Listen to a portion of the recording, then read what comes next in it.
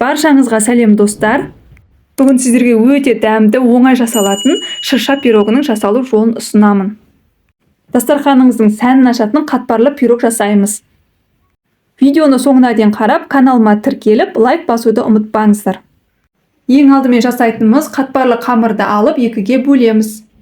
Қамырдың астына пергамент қағазын төсеп, барынша жұқа етіп жаямыз. Мен дүкендегі дайын қатпарлы қамырды пайдаландым.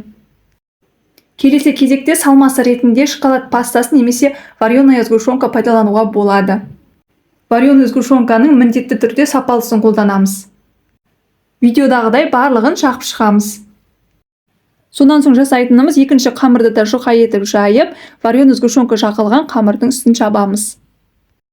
Қамырды пергамент қағазын үстіне жайыңыздар, пайдалануға ыңғайлы болады. Видеодағыдай үстін сәл басыңқырап, пергамент қағазын алып тастаймыз. Достар, менің каналымда басқа да пирогтардың жасалу жолы бар, қарап көріңіздер. Шыршаның астыңғы бөлігі тегіс болу үшін видеодағыдай кесіп шығамыз. Сонан соң шыршаның жоғарғы жағынан дәл ортасына белгілеп аламыз. Енді белгіленген жерден видеодағыдай төмен қарай екі жағынан кесіп шығамыз. Мен арнайы кескішпен кесіп жатырмын, сіздер пышақ пайдалансаңыздар да болады.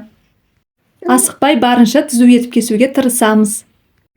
Ендігі кезекте шыршаның үстіндегі жұлдызды жасаймыз. Арнайы формамен немесе пышақпен кесіп алуға болады.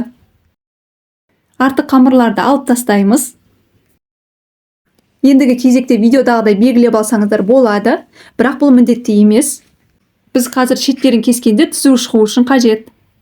Видеодағыдай қамырдың шеттерін ені 1,5-2 см болатындай етіп кесіп шығамыз. Видеода белгі қалдырған жерден кесіп жатырмын. Барлығын видеодағыдай жасап шығамыз. Келесі жасайтынымыз барлық кесілген бөлікті шыршаға ұқсатып, видеодағыдай орап шығамыз. Астыңғы бөлігін 2 реттен, үстіңгі бөлігін 1 реттен ораймыз. Дайын тұрған жұлдызды шыршамыздың үстіне орналастырамыз. Бір жұмыртқаны шайқап, барлық жеріне жағып шығамыз. Алдын ала қызып тұрған пеште 180 градуста 15-20 минут пісіріп аламыз. Мінекей достар, шырша пирогы дайын. Пирог өте дәмді, қатпарлы болып шығады. Қалауынша бетіне қант ұнтағын себіңіз. Жасалу жолы өте оңай, әрі жылдам. Дастарханыңыздың сәнін ашатын бұл пирогты сізде жасап көріңіз. Осы видео ұнаса достар, каналыма тіркеліп, лайк басуды ұмытпаңыздар. Видеоны соңына дейін қарағандарыңызға рахмет. Сіздермен болған Ақшолпан.